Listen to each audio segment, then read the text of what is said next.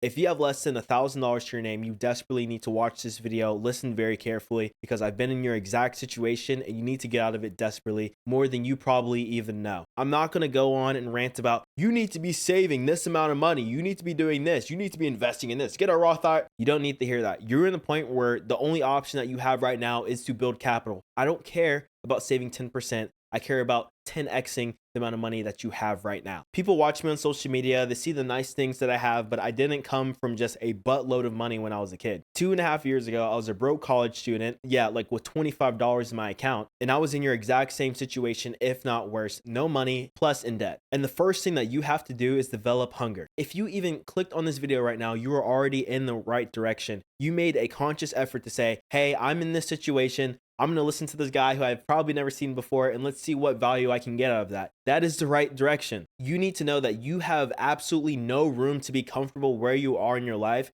because life is going to continue to just pound you, beat you down, and you're just defenseless. You have nothing to do about it. You can drive, get McDonald's, you get into a car accident, then you can't pay for your car. Now, what are you going to do? God forbid you get some type of illness or disease and you don't have insurance or your insurance won't cover everything. What are you going to do? Obviously, I don't need to explain this to you, but you need money. Money is your safety blanket. It is your security. And anyone who's trying to sell you and say money does not buy happiness, I'm sorry, I don't hear a lot of rich people say that. Make $1 million, make $500,000 in a year, and then maybe we can have a conversation about money not buying happiness. But the lesson is you have to develop hunger. Let's put this in perspective for you. 30% of Americans don't have $1,000 to their name. So many people are struggling and they just have to get out of it. I did not even think it was that bad. When I saw that, I was like, there's no way. Crazy. Less than half Americans even have $10,000 to their name. $10,000 is still not a lot at all. And hopefully this video can be your call to just wake up. You are definitely not alone, but you should think that you're better than half of the people in this country, which is why I'm going to give my first piece of advice of what you should do if you have less than $1,000. You should invest in a skill. Like I said, I'm not going to tell you that you should put your money into a meme coin or tell you, oh, put your money in a Roth IRA. You don't have enough capital for it to even matter. If you have $1,000 and you put $900 into some meme coin, yes, it can go up. Yes, obviously you can get lucky. It can go up 50x. But more than likely, if you're already financially irresponsible enough to put 90% of your income into a meme coin, you more than likely would have pulled out before it even hit the 50x, and you probably would end up in the worst situation because of it. Because the more money that you have, you learn financial literacy. And it's the money that you earn, not money that you're just handed. If someone gives you $200,000, you wouldn't know what the hell to do with it. Which is why it's so good to build up early, to understand money, to grow from nothing, to not have everything handed to you, and to just seek knowledge. And that's going to bring me back to my original point is you need to be investing in yourself. You need to invest in the skill that's going to help you make money. And first thing you do is you get as much free value as you can. This platform that you're watching this video on YouTube has so many resources, free resources that you should be taking advantage of. I hate when people ask me, Adavia, what's the method? What should I be doing? And I'm like, have you asked ChatGPT? If I just ask ChatGPT, list 40 online jobs that are easy to start, I get customer service rep, content moderation, content creation, freelance copywriter, proofreader, virtual assistant, drop shipping, eBay flipping, Etsy digital product seller, web tester, software design, online coaching, beta app tester, thrift reseller, Amazon product reviewer, and the list just goes on and on. If you seriously wanted to make money, you have everything that you need. Just take something. Find anything. It is so easy to find. I don't understand why people cannot conceive this. Do it. Just do it. You don't have the luxury of being like, oh, I want to try this. I want to try this. I want to try this. No, do it until you don't fail. And the best part about being in 2025 is that you have all of the resources to coaching. Want a website? School.com. Let's do another website, WAP.com. Anything you would ever want to learn is there in a coaching community. And I know people are like, oh, I don't want to buy a course. All these scam coaches. Just look at the reviews. It is so easy to tell what is valuable and what is not. Do not throw away $400 on some useless stuff. Develop a skill that can make you money. You need to make sure that you are your own automation machine. You need to be the printer of your money. Your skills will. Because people don't understand that your skills are an asset that can take you so much further. You may not know a lot about me. What do? I do content creation. I have a bunch of faceless accounts. I work from home and I've made a lot of money. And people ask me, well, how did you learn that? And I'm like, there's free YouTube videos online. I got as much basic beginner knowledge as possible. Then what did I do? I bought a community. Then the second thing I did, Yes, I paid for a course. Do not be afraid to pay for knowledge. I paid just $100 a month and I got access to even more information. It wasn't the best course, I will be honest, but it definitely gave me a lot of value. The third thing is I started talking to people inside of that industry. Since obviously I wanted to be a guy who made money from making faceless content, I needed people that were doing the exact same thing. Even if they weren't the biggest guys making $200,000 a month, even if they're just at, beginner levels or a little bit above me, we're able to learn off of each other, which is great, which is why I love coaching communities, because you're in a group of people that all want the same goal and you guys help each other so much more. I would not be here at all if it wasn't for my creator friends that I made growing up. So the moral of the story, invest in a skill and invest in something that's going to make you money, but use it very wisely. You do not have room for a lot of mistakes. Knowledge will be your greatest asset. And the only thing after that is having the means to dedicate the time to actually build that skill. And again, if you have time to watch this video, you have time to watch a video on drop shipping, for example. But I'm going to get onto that later. I'm going to move on to my second thing that you should do, and that is create a good environment. And even if you can't create a good environment, avoid bad environments at all costs. The studies prove it. There's a high correlation from surroundings to success. Whether you want to believe it or not, you are a product of your environment in some way. And you have to be around people that are going to do nothing but just build you up. And you have to make sure that you are physically and mentally sound to be the most productive that you possibly can be. I say this so often. Look at the 5 closest people that you hang around and ask yourself about each one individually. Does this person increase or decrease my chances of being successful? And if the answer is no, it may be your best friend, you got to cut them off. It logically makes no sense to have people around that are not going to bring you up in the long term, because you may not realize how temporary most of your relationships are, especially if they're extremely superficial. But I've seen so many guys waste potential, especially in colleges, because they want to hang out, they want to be cool, and they want to do, like the common Gen Z stuff, which is them thinking about the current instead of the future, which is a huge problem that a lot of us have, me included. It's fun to go out, hang out with your friends. It's fun to not do work. But unfortunately, life will never give you that luxury. And the people that don't do those things are the ones that end up making it. And remember, you're watching this video because you are in a situation that obviously you don't want to be in. And if you really, really wanted it, as bad as you said that you would, it wouldn't be a problem for you to eliminate people that bring you down. It just changes your psyche in just ways that you almost can't even comprehend.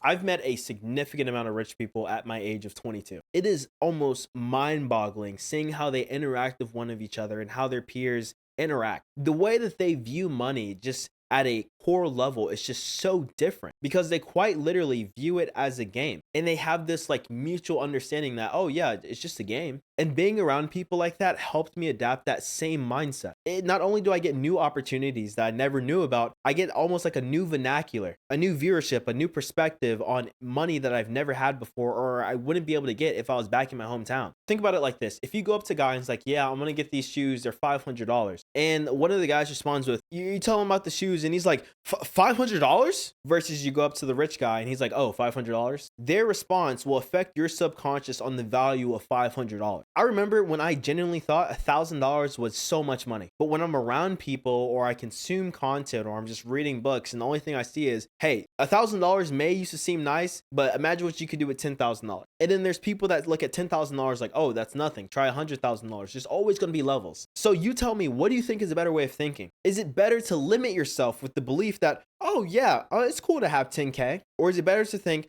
oh, I only have 10,000, I need to get more? Obviously the second option, because you're going to still have that drive. And most of the time people are limited because they're in a small town with little opportunity. People don't know what real money looks like. They don't know what real opportunities look like. They don't have a physical example to see it. They're using TikTok as a way to just brain rot, decode themselves to just nothing but just mind scrolling, when they could be looking at, I don't know, Iman Gadzhi, Bread Scales, TJR, that is spending their life savings in literally days. And when you start to do this, one day it's just going to click to you. You're like, holy, I just spent 2 weeks trying to earn $2,000 and someone just spent that on dinner. And then a little hamster ball, the little cogs in your brain are going to start working. They're going to think, there's like, what did they do I didn't do? And your brain starts going just because you saw an opportunity. You saw an opportunity, so it changed your perspective. And that mindset is going to help you get so much further in life. So yes, again, this point was avoid bad environments, create good environments. Be obsessed with winning. Be obsessed with winning. Be obsessed with all of your goals. Know that whatever situation that you're in right now is completely temporary, but it can only be temporary if you are willing to put into action. Again, you have only $1,000. Not even. You have no other option. You have to win. Let's go over to my next point. Stop buying stuff. When I was a teenager, I used to live by the 70-30 rule. I used to save 70% and spend 30%. Why did I do that? It's because that I wanted to still be able to appreciate the value of money. If the only thing that you do is just save, then guess what? You're never going to know the value of money. You're never going to have a hunger for it. Sometimes you have to give yourself a little bit of a reminder. You're like, hey, wait, I can actually do something when I have more money, which is why I did the 70-30. But then I was making, $10,000 a month. You right now don't have the luxury of the 70-30 because, my friend, it is time to learn some major financial responsibility. If you are cash poor, you have to be time rich. That means you need to not be spending money, but spending time on those skills that we talked about earlier. You also don't have a cushion. So why are we making unnecessary purchases? And if you are going to make a purchase,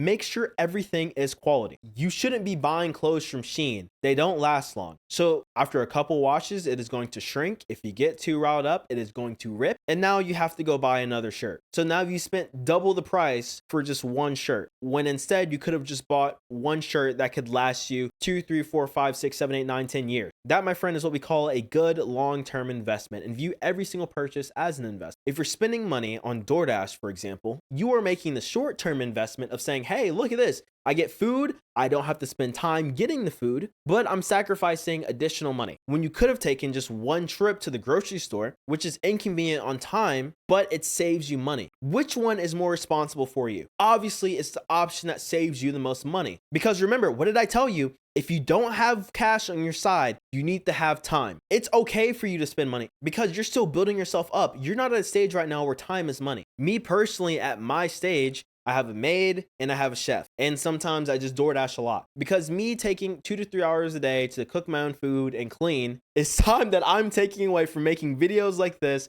or working. And those hours actually add up. Here's a crazy stat that I have pulled up right here. Did you know that the average person spends 50 hours a month in food and they spend 20 hours cleaning? But you don't even recognize it. You just see it, oh, I'm going to sweep over here, or, I'm just going to make breakfast. But that time adds up, which is why the more money that you have, the more shortcuts that you are able to take, which is great. Isn't that great? I know, it's awesome being able to DoorDash and not clean. But again, you don't have that. You need to be in the point where you can justify that. And when you do spend money, spend it responsibly, spend it on quality. It is so much more worth it to save an additional week or two to go get AirPods instead of buying cheap gas station headphones that are just going to break in a couple days anyway. AirPods, good long-term investment. So think of every single purchase as an investment.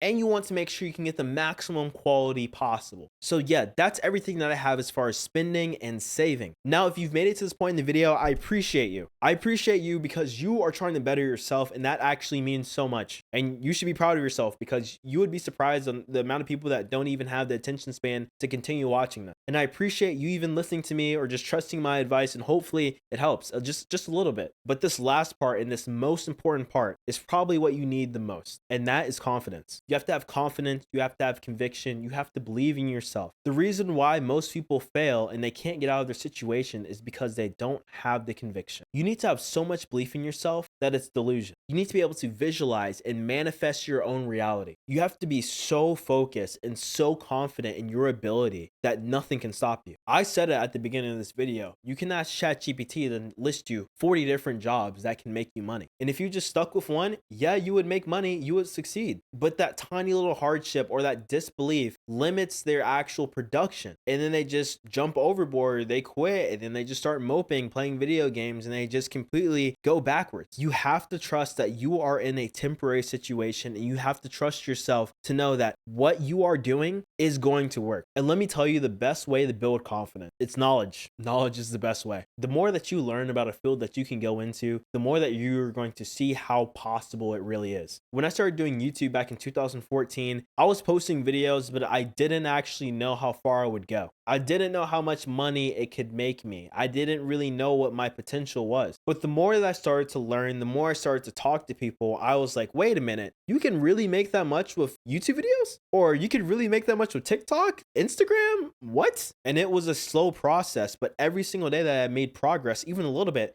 I'm like, that's better than it was last week. And the more work that you put into something, unfortunately, you might be hit with sunk cost fallacy. And you're like, well, I put in this much time now. I guess I should just continue doing it. And if you just remain consistent, you will build so much confidence in what you do. If you put yourself in environments, like I said earlier, where everyone is just winning, you will build confidence radiating off of them. And that's really what it's going to take to get you over that hump, to get you out of the situation that you're in right now. I promise you, everything. I want you to be out of this. But you're going to have to want it for yourself more than I want it for you. Because trust me, I used to work at Chick-fil-A working 60 hours a week.